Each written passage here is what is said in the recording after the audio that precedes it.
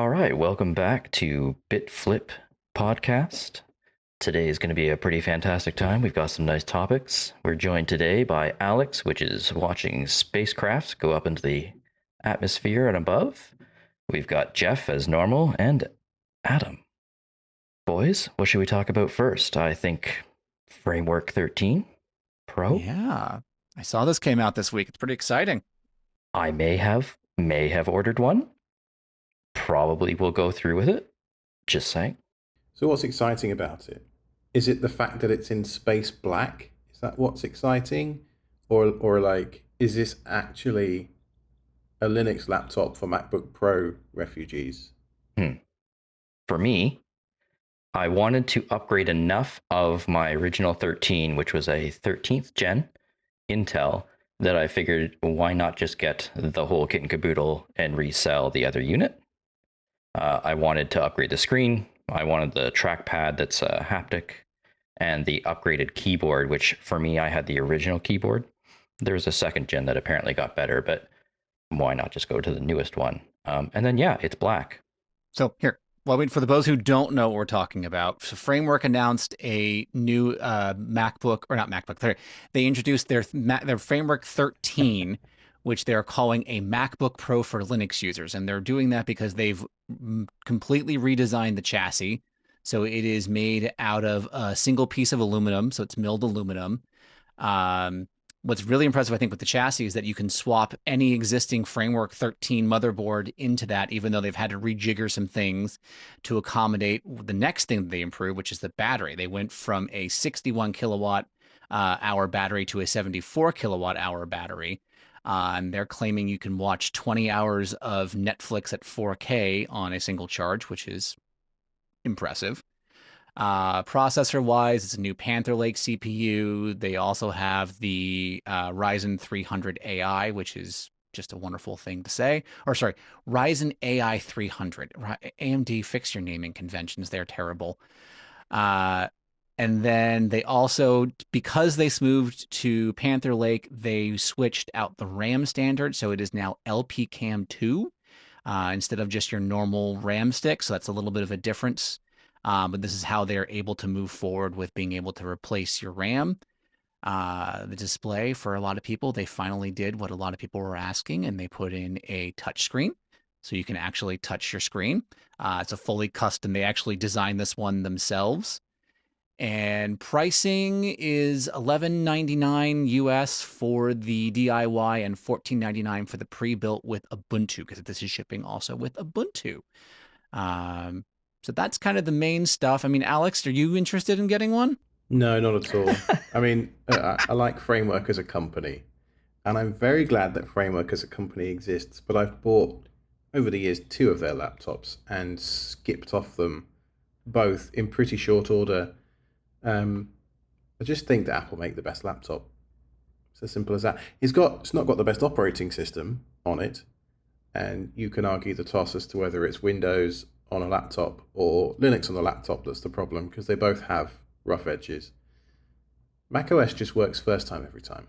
When I open the lid, it's got battery. It connects to the Wi-Fi even almost before I've opened the lid. It's already connected to the network. There's never, and I use these things dozens of times a day. Like walking around the house, working from home, going to the office, it's just never a problem. And so, as much as I want Framework to succeed with this laptop, and I actually really genuinely do, because desktop Linux is a gift that we should all be incredibly grateful for. I reinstalled Arch on my gaming rig the other week. I was going to go and switch to CachyOS. I don't know why, but I couldn't get the installer to load with the NVIDIA graphics card I have, because it's a 5070 or something. So then I tried no mode set. Anyway, I digress. The Linux desktop really is the only thing that we have in our lives, in modern computing lives, that is not going to enshitify at some point. The business model is what it needs to be for an operating system that isn't going to try and ram advertising down my throat at every juncture. Anyway, this was not supposed to be about the Linux desktop, but it's unavoidable to have this discussion when talking about the framework, because it doesn't run Mac OS. And because you don't have that tight coupling between the hardware and the software like you do on a MacBook, you could argue that Framework actually probably out of all the vendors maybe have one of the easier jobs compared to many other Linux vendors. But you have the removable modules, so you don't quite know what's going to be in the laptop there. You have to try and support who knows how many different motherboards and what have you now. What I think is exciting about this framework in particular, though, is it's a pro model, and that moniker has to mean something. So it has to mean better cooling. It has to mean a better screen, better battery life, better keyboard, better type. Everything about this thing has to be top tier primo stuff. Remains to be seen whether that's actually the case with this one. But my question to you all is, do I need a touch screen laptop? Do I want to be... I hate it when I get fingerprints on my screen at the best of times. But when the screen is meant to be touched, it's a little bit different. Is it? I mean, do you have an iPad? I do. I do, and I hate getting fingerprints on that thing. You don't like fingerprints? Okay, this is a you problem. There's nothing. Okay, we can move on to the next thing about this product. It's okay when the screen is bright enough that it shines through the fingerprints. I suppose what is often the case on touchscreen laptops is that they don't have the same brightness that an iPad has to punch through it. Fair. And so if you have the nits to work with, if this framework has the nits, the brightness to burn my retinas with, maybe it'll be okay, but also maybe not. I will say it's also easier to clean an iPad because just its form factor. You can just put it on a countertop and clean it off really effectively. But one of the interesting things you mentioned, so skipping off of framework in previous iterations, I did so as well. And I think it was, again, there was a couple things that I feel a lot more hopeful about this specific unit. So the power consumption of the Panther Lake is hugely better than the 11th gen when I first bought the 13th. And also just the buyer's remorse that I think came from the feeling that it did not feel as premium as I expected for the price when I paid for that first one initially. And I have high hopes for this solid unibody build for this one. Plus, it just looks so freaking cool with that keyboard, specifically like the multicolored one, not the purple one, the other one. But yeah, I think that it might live up to that pro moniker, which is, I think, what I have always wanted. And it's not, I guess it really depends on your perspective. Because Alex, like you're stating, I want my laptop to work every time, X, Y, and Z factors of MacBook, but you're not getting rid of your MacBook, right? So I feel like this is going to be a fun system for me to use on occasion. It's also a 13-inch versus the 16, which I always go for my MacBooks. So I can use it for that portability factor. Testing different Linux desktops. And I also really think that they were excellent with their marketing on this one. I gotta say, like they got me in the feels of, own your equipment, be part of the change that you want to see in the world, etc. And yeah, so I just came to the point where I'm going to sell my little Asus gaming laptop with the Strix Halo CPU and 128 gigs of RAM and hold on to my shackles for a little bit and wait for, I guess, round 11 at this point for when they're actually going to have some in stock again, which is insane. I got on number 6, the 6th batch. And so there's a couple things, but I think this one gets Ubuntu certified, right? That's a new thing. Yes. Whatever that means. Yeah, exactly. Whatever that means. So I'm curious, does that mean I install Ubuntu and it works exactly like I want it to, just like I expect my MacBook when I first open it? I don't know. So that's to be seen. What I mainly want this thing for, and I was thinking about getting the cheap Mac that just came out, but I want this thing to take out of my office and go service clients with.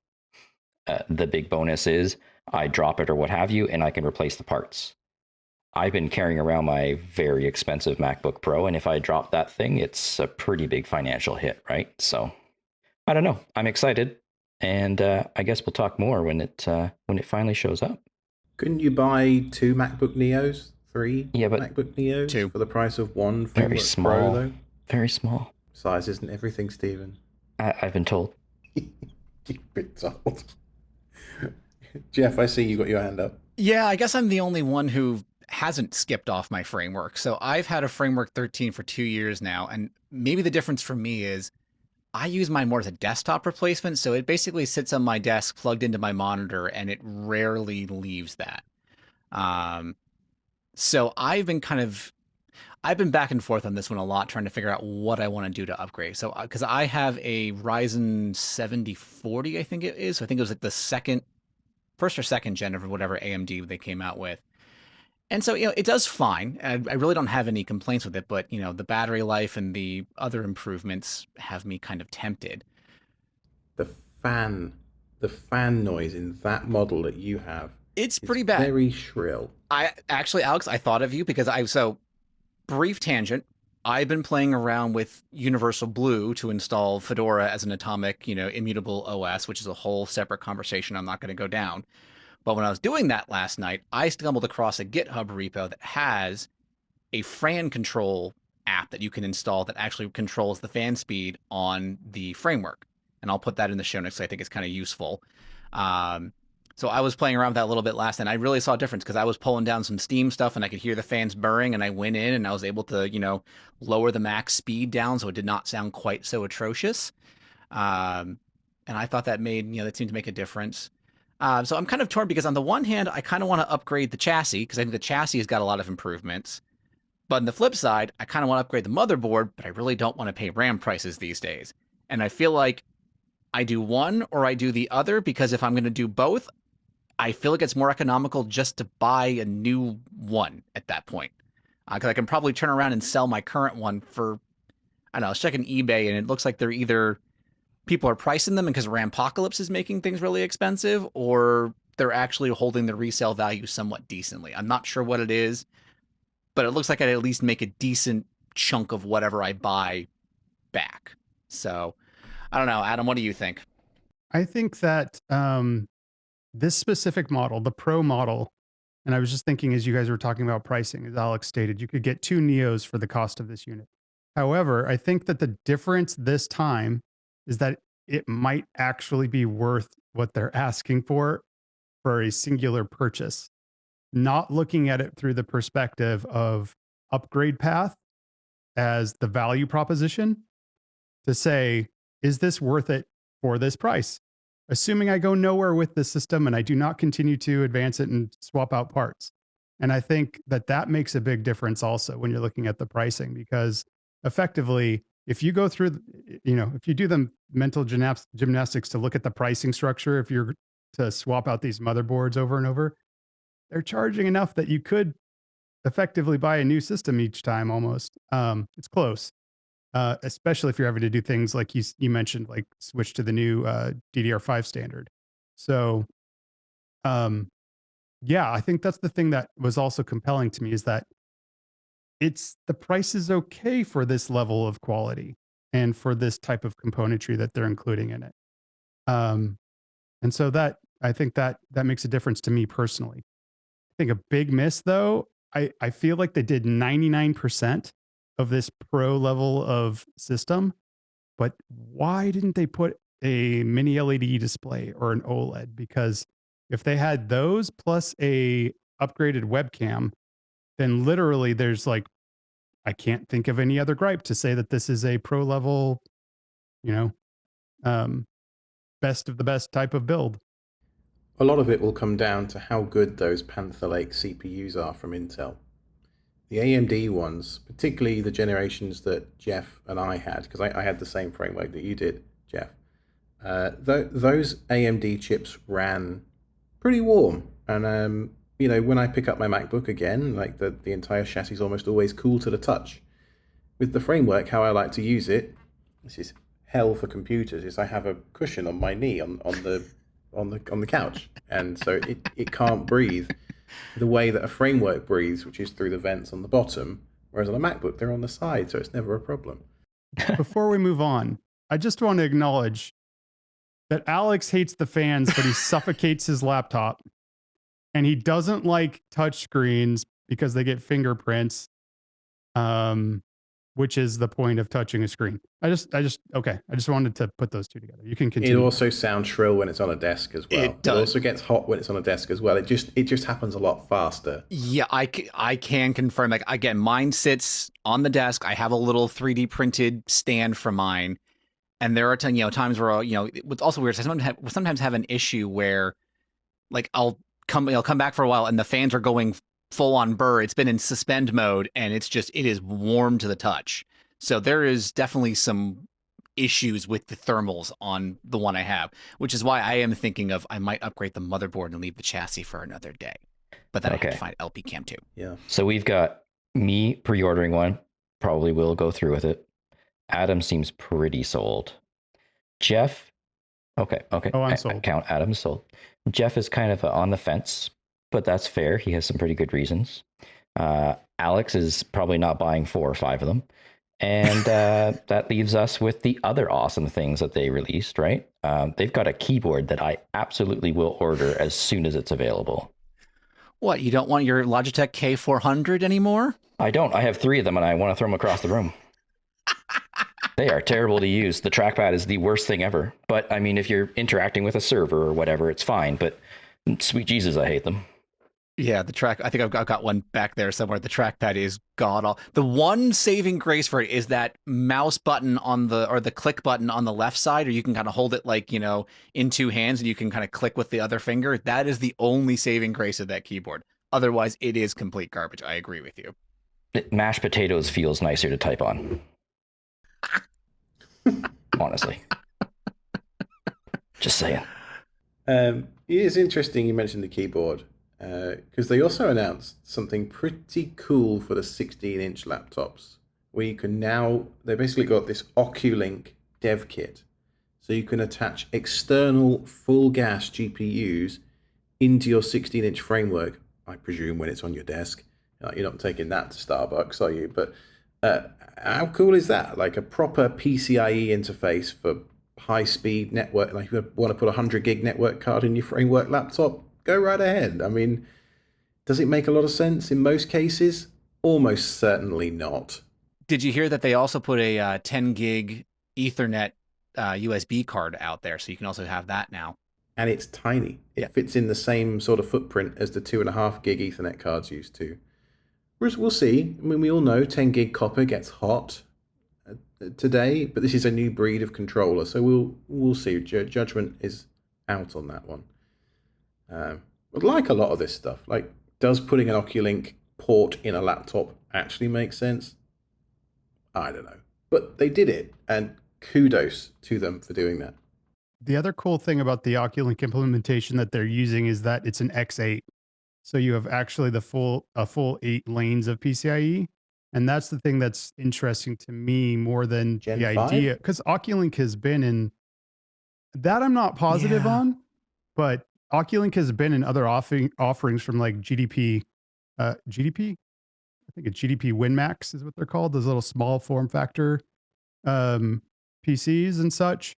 But I believe those are always constricted to by 4 for the lanes.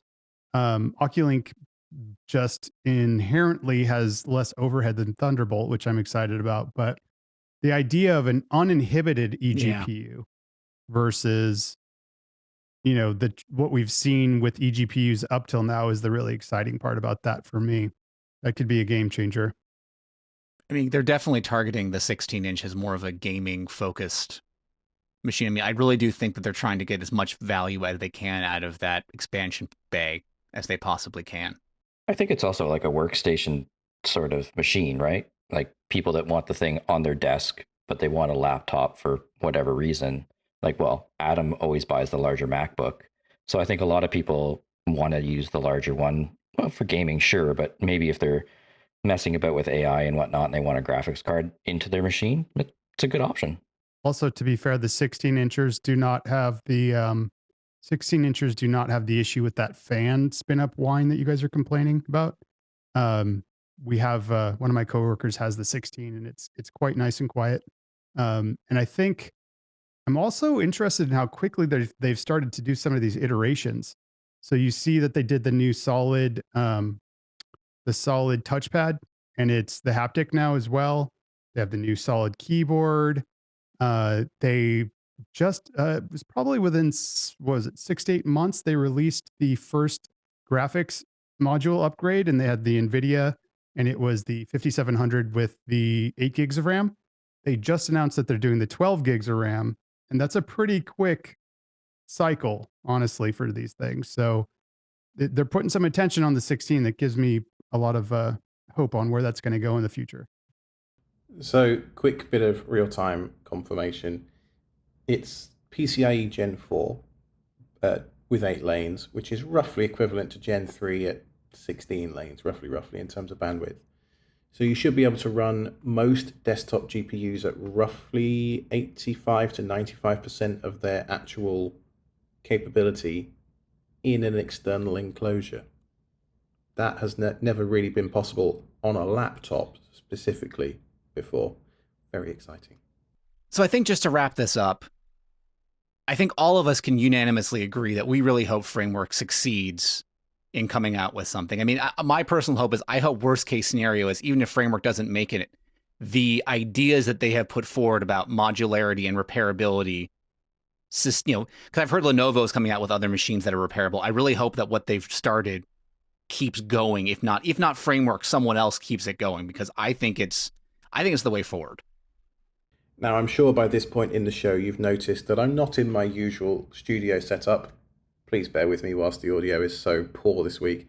But I am in Cape Canaveral because yesterday, my wife and I decided to fly down from Raleigh to Orlando to come and see the Falcon Heavy launch that was scrubbed from Monday until today. So as we record, it's Wednesday, April 29th. And we did it. We got to see the Falcon Heavy go up at 10:15 this morning, or 10:13 to be precise. And we got to see that. The reason this one was so special to me, at least, was because it was a dual booster returning to pad launch. They don't do Falcon Heavies very often, first of all, and second of all, they don't do dual return to the Cape very often. They normally put them out on drone ships out in the middle of the ocean. Something to do with the amount of propellant they need to turn the thing around and bring it back to land. But it was just awesome. I don't really have much else to say other than it's not an event that photographs very well. You feel it more than anything. Like you see the big firework going off in the distance, and then you see the boosters way up above your head, and then before you know it, they're on the ground. They're doing 4,000 kilometers a second, and then suddenly they're on the ground and they haven't blown up into smithereens. And then maybe 15 seconds after that, the double sonic boom hits you, and then the double sonic boom from the other booster hits you, and it's just like, I am so jealous. I am so jealous. As an adult, you don't get often that moment of pure excitement like that, where you are just in the moment. And for me, it was like there was just this. We were at this place called Jetty Park in Cape Canaveral, which is across the water from, it turns out, a nuclear submarine base, because we saw a nuclear submarine come sailing in front of us this morning. It says a lot about my day that wasn't the coolest thing I saw. Yeah. If you are ever in the Orlando, Florida, Cape Canaveral area, we're going to Kennedy Space Center tomorrow. I'm beside myself with excitement about that too. I think they've got like Saturn V on its side that you can go and see and stuff, and a space shuttle. And who doesn't love spaceships? I mean, it was a really cool experience. I'd just like to call out the fact that he's saying that it wasn't good to photograph, and as our resident pro video guy, he didn't bring a nice camera. I want our audience to understand that it's probably amazing to photograph, and he just didn't want to hook some homies up with some, let us live vicariously through you. No. He just had to have it for himself. If you want, go watch the video of him he posted on Mastodon. You can just hear the giddiness in his voice. He's like, oh, there it is. It's coming down. It's coming down. The rocket launched 12 maybe miles away from where I was stood. It was maybe 5 pixels high on my video. I took my phone and a tripod and I just I should put it up just to record something. It's one of those things, like if I had a 1200mm lens on a monopod and blah, blah, blah, if I had 20 grand's worth of camera, I might get a shot. I didn't. And honestly, sometimes I spend so much of my life recording stuff for other people. Sometimes I just want to be in the moment, and that was one of those moments for me. So sorry, but I hear you on that, actually. We acknowledge and accept your sacrifice because it's totally worth it. yeah, so that's why I have crap audio this week, and I'm sorry about that. But coming on to more BitFlip related topics. I shared this with you earlier in the week, Jeff, that Proxmox and Kasm have announced an official partnership. And Kasm is a way to have basically web native workspaces in your browser, like a desktop operating system experience, but in your browser. Yeah. No, after you posted that, I decided I wanted to spin it up and give it a try. Partly because we're trying to figure out some stuff on our end for the host stuff. And it's really interesting. So I actually did it in, it's funny, you would think it would be easy mode because Linux server is a big user of Kasm. Like they have Kasm in a lot of their containers. And so they have a Kasm Docker image, but it's Docker in Docker. So it just adds that extra layer of complexity on top of everything.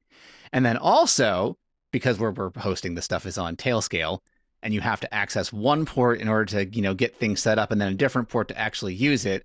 I had to like flip configurations around. It was not the easiest thing for me to spin up and give it a try. But once I got it up, it's actually really cool. Because you can set up Chrome, you can set up whole operating systems. I think I saw like you can run a Fedora image in there, Ubuntu. You can run like Signal and Discord. You can do a whole bunch of stuff in there, which I actually find kind of cool because obviously work doesn't always let me access certain things. So maybe if I can create a way to be able to get into some of my stuff remotely, this might prove useful. I don't know, Stephen, you're the resident, hoster of things. Do you have a use for this? So the news, I think specifically, is that they have the partnership with Proxmox. So it's, from my reading and my understanding, it's supposed to work natively with the hypervisor so that you can on the fly spin up these resources for your clients, right? I've been looking at, and actually I do host out virtual machines that are just basic desktops for my clients because they don't want to be, governed by this thing on their desk back at their office. They want to be able to get to it from wherever they are, and the added benefits, it's in a data center, so it's better power and whatnot, et cetera, et cetera. But from a Proxmox perspective, it'd be pretty sweet if I could just have a pool of resources and it spins these things up. And so I've been looking at how to do that, but it's pretty complex. But hey, I think it's worth exploring. Adam, what do you got? I'm just wondering how is this different than a typical Kasm deployment? Is it just going to be an interface type of change? Because functionally, this is what Kasm has always been, correct? It's a VDI play like that. Are they limited? Do you guys know? Are they only Linux desktops? No, yes, no, they can do Windows. Whoa. Can they do Windows? No, right on their website, you can click on Windows and it gives you a demo of Windows. Hang on, now I want to pull up our Kasm instance and see what I can pull up. I would not have been interested in this whatsoever had that been the case. I'd love to have Linux desktop be to my customers, but they're just not using it, right? So yeah, I was interested in this because I specifically went and saw the demo. Interesting. I find it's very cool technology. I just don't know the value in Proxmox. Like, so I set it up in the box that we have. I then tried to spin it up in an LXC to get around the Docker and Docker issue and just run it inside a container. And I ran into so many errors trying to do it. So I don't know, Alex, did you try? Did you have any best luck than I did? Well, I think the big part of the announcement here to pay attention to is the fact that the integration between Kasm and Proxmox. There's now something called a Kasm Autoscaler. Yes. So you don't need to leave these VDI systems spun up 100% of the time, just in case their owner shows up. So it's kind of like what Citrix do with their, what do they call their VDI solution? I used to use it every day in the bank in London. I've forgotten the name. Oh God, they use it in the office. Citrix, you could always tell they would they would boot the machine when I logged in the morning because it took 10 minutes to load up. And I think this is doing a similar thing with Kasm natively integrating with Proxmox. It's not the same as like the old pattern, like I say, where you just leave it spun up the whole time for the 5 minutes that you use it. So it's really all about, this announcement is all about that kind of auto scaling capability. Yeah, honestly, think about it from a hosting perspective. If you have a finite amount of infrastructure, you can over provision somewhat the amount of VDI that you can push out to your clients, right? Like assuming you could run a maximum of 50 machines all the way out, you could, sell out 60 with the understanding that most of the time you're never going to be running 60 at any given moment. Of course, that's the exact same as when you start messing about with over provisioning storage. You have to be careful of these things, but from a hosting perspective, being able to do this natively on the hypervisor is a very big difference. I'm wondering, Stephen, since this is specific to in your realm, how much call for this are you seeing from your customers these days? Is this something that is popular, that people are looking to get into more? And maybe what's your opinion on like the size of business and where it fits, where it doesn't fit? I think that it's popular with people that are trying to do more remote work, right?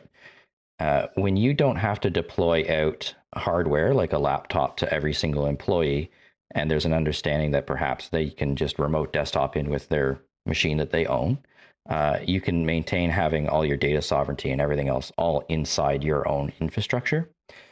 There's also certain situations where you can't have certain data off on other people's hard drives whatsoever, right? So imagine doctors' offices, what have you. The other large part of this is licensing of specialized software. So imagine you work in a hospital and there's some software that, I don't know, is very specific to an X-ray machine that you use. Instead of every single person's desktop having a license for this thing, maybe their techs, they just log into a certain VDI and those machines are up and running for that. Imagine if you ran a podcast with some buddies and you all wanted access to a shared email inbox. Hypothetically. That's the exact, for those listening, that's the exact issue we've been running into. And I will also add, the dream for me was so we all have a Tailscale account and we all want to be able to, we have an OIDC thing set up. And so I was like, oh, we could all log in and access, a single shared thing. Can't do that. Everyone has to have their own shared persistent data. So we're going to have to create a single, Bitflip account and we'll all have to use that. I mean, that would honestly be really cool if you could share a session, like, obviously only one person could access it at a time, but if you could share a session so that way, I could log into the account and then when I'm done, Alex could log into it. I think that would be really cool. Now, time for a little bit of housekeeping. If you want to send us an email, contact@bitflip.show. Thank you to those of you that have written in. We're going to start incorporating some of those emails into future episodes. Also, I would like to let you all know that we are a big boy, grown-up, proper podcast now because we have a Patreon. You can go to patreon.com/bitflip. Help us basically pay for our editor at this point. We're working with a guy in Europe. I don't know if he's comfortable with me revealing his secret identity, so I won't right now, but he's worked in a lot of open source podcasts in the past. Very excited to be working with him. And so, yeah, if you want to support the show, help us not pay out of pocket to bring these episodes to you quite so much, we would very much appreciate that. Patreon.com/bitflip. All right, here's one that I wanted to ask you guys a little bit about. So who is interested and who noticed that the Steam controller is now for sale? Have you guys seen anything about this? Okay, Jeff has seen this. I think it's interesting that it launched separately from the Steam machine. And I believe it's selling at around $100, or it's going to sell at $100 for the cost of this thing. I find it feels very similar actually to kind of like the framework type of proposition where you're kind of paying for the change you want to see in the world. They're pushing Linux gaming forward. It looks to be, and from all the reviews that I've read, to be a very high quality product as well. It's still expensive. $100 is a lot for a controller, but I personally am probably going to pick up 2 just because I'm that guy and I want to support that thing. And occasionally I'll play games with my brother or with somebody over the internet. So what do you guys think? Jeff saw this. Were you going to get one, Jeff? I saw this when they announced the Steam frame, the Steam machine, and the Steam controller back in, what was it, November, October, before the Rampocalypse really hit and everything kind of went to hell. Um, I was really tempted. I got to say the price, I understand the price because I would not want to be trying to price things right now in the current economic climate. It is chaos.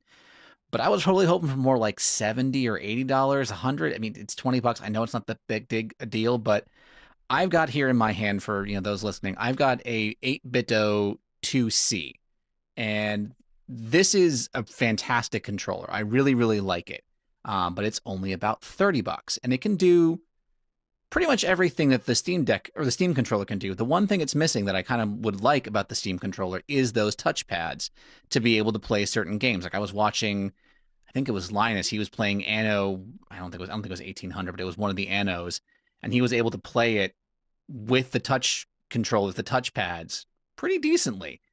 And so, like, I would really enjoy being able to do that. So I will probably pick up one, but I was really hoping to pick up 2 because I think the other great thing I think that they have is that really cool puck that will wireless, first of all, it's the wireless communication between the, your computer and the controller. So it's a good 2.4 gigahertz. You're going to have good connection. But then 2, it magnetically snaps into it for charging. I hope all the controller companies take that on because I think that is one of the coolest features. I think it has reportedly has some excellent gyro controls as well, which that's an additional cost there. I don't know if the controller you have has that sort of functionality built into it. But again, yes, it's expensive, but if you read the spec list, everything is premium. It's the newest technology for the analog controls. They're actually apparently beyond Hall effects, where they're they're called TMR. Let me look at it. It's a very long name. It is tunnel magnetoresistance sticks. So the issue with Hall effect sticks is they're great because there's no stick drift. The problem is they are more power hungry. So the TMR sticks are kind of the best of both worlds because they are exactly like a Hall joystick, but they don't consume as much power. So let's put the pricing into context for a moment. And I think this controller starts to make more sense when you do. A basic Xbox controller from Best Buy or something like that, brand new, the sort of basic one, $65. The top tier Xbox Elite controller, if you can believe this, is $200. Now, maybe if you're a pro esports person where that, finesse matters, you should buy a PC. But putting the Steam Deck, the Steam controller, like right slap bang in the middle of that price spread, I mean, $100, yeah. Do I wish it was cheaper? Yeah. But also, like to get the list of features they have, like if we just needed another Xbox 360 controller or another DualSense controller in the world, well, those already exist. They're already massive volume products. So to bring something new to the table, like the what do you call it? They're almost like touchpads on the Steam Deck. Yeah, they're and they have this lovely kind of like, when you move your thumbs over the trackpads, they kind of have this lovely like haptic feedback to them. Now I've tried a few times to play Factorio that way, just a similar sort of keyboard and mouse based game to Anno, like Linus tried. In the end, I always go back to a keyboard and mouse. Like, it is the superior input method. But there are times where you think, I've just spent 8, 9, 10 plus hours behind a desk at work. I ain't going to sit there and play Factorio at my desk. I just want to kick back and do something silly on the couch. And for that use case, maybe this is the play. You guys also think that maybe part of it releasing it now, I think that it was partially strategy to cut back on some of the sticker shock that's going to take place when they release the Steam machine, with the understanding that it's going to be, I think everybody agrees at this point, then it's going to be more than we would want. So to be able to front load some of that spend, I think is a pretty smart, shrewd little strategy there. So I think it was Linus who suggested this one, and he's maybe not wrong. So it's $100 for the controller. What if they throw a controller in with the Steam machine and kind of like, oh, you're getting $100 in value for, kind of jacking up the price of this controller to make it seem like you're getting a better deal. I think probably from a parts and manufacturing perspective, they probably could have sold in normal times. I think they might have sold it for more like 75, 80 bucks. I think you're absolutely right with the Steam machine and everything going on with the RAM and everything. I think there may be a little bit of 4D chess going on with that one. So we're going to bring back something we tried previously, and we're going to try it again this time. Maybe we don't do it every episode, but we're going to do some quick bites. We're going to do a couple of things that we think it's good for you to know and talk about it really quickly and then move on to something else. So Alex, I think there's a new Ubuntu release you want to talk about. Every 2 years, sure as death and taxes, as a new Ubuntu LTS comes along. 2604 was released this week, and they've called it Resolute Raccoon. I kind of want to be a fly on the wall in some of these naming conventions. But this is the culmination of a huge amount of work done by the Ubuntu engineering team, I think led by John Seeger, who's the VP of engineering at Canonical these days, to kind of rustify a lot of the internal tooling, like sudo is now based on Rust. It's a huge amount of Rust added to the new Ubuntu. It's just an LTS it's a beautiful moment in time because it's the culmination of 2 years hard work and effort to get to a point where things are going to be stable and you can build on top of this thing and it's going to last. Yeah, no, I'm excited to upgrade, but I'm obviously like, I'm going to wait to the 0.1 release because you wait for the 0.1 release. So I guess that leads us on. We have a new Fedora as well. There was a bit of a wait time, though. I think it was delayed by like a week, right? 2 weeks. 2 weeks. So obviously that ships with the latest GNOME 50, no more X11, and you have awesome KDE as well. I do like that they release these things all in one release as opposed to where Ubuntu has the different teams and whatnot doing the desktops. I think Fedora is starting to kind of pull ahead of Ubuntu for the main desktop, but regardless, release 44 is now live. I don't know about you guys, but I run Fedora, so I'm excited to upgrade and see what the new goodness has to offer. I was going to say I'm quite a bit more interested in the Fedora release this time for sure. They always have some fun. I feel like Fedora still has the fun in the releases, and yeah, like in a lot of ways, the Ubuntu release should be where people are looking, just from a pragmatic perspective. But it's great to be able to see these new things coming out, and they seem to push things forward pretty aggressively. It's that nice middle ground though too. It's like stable, but just enough. See, I don't mean to turn it into a massive discussion about Ubuntu versus Fedora. Maybe we should save that for a future episode, actually. But I always feel like the Fedora release cycle being only 9 months and the LTS cycle being, is it 12 or 14 months or something? There is no LTS for a Fedora. Sorry, just the support cycle for a Fedora release is so short that you have to upgrade. Yes.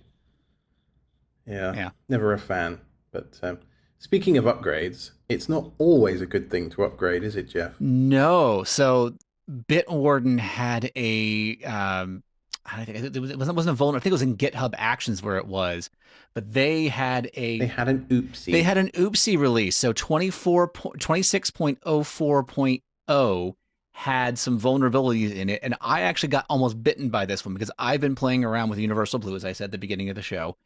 And I've been building my images with Bitwarden CLI in it and, testing it out and doing different things. And if I had built during the vulnerability period, I would have been compromised. Now, granted, it's my own self-hosted instance, and it's not publicly accessible, so I don't think I would have run into there. But if for some reason you run Bitwarden CLI, double check to make sure you're not running this version. They did release a patch within about, I think, 90 minutes, I think is how quick the vulnerability was caught and fixed. Just check your stuff. Make sure you don't get bitten by this one. Can confirm that Jeff was sweating bullets when this happened. I believe we were on Discord when you found that. Chatting about it. So, there were some swear words thrown on that one. So my item for tonight is that cal.com, which is a self-hosted Calendly option that was out in the world, open source previously, no longer open source. And they are citing that the concern is around AI scooping up open source projects. And there's still some versions of this still available, apparently, but all of the more business focused enterprise types of versions have been pulled down or are now closed sourced, which is one of the, how many have we seen? Has there been many other examples of this, of the open source closing up because of AI? There's been examples, I suppose, if we look at book law, and there's been a few examples of people rage quitting when being accused of being written by AI. Yeah.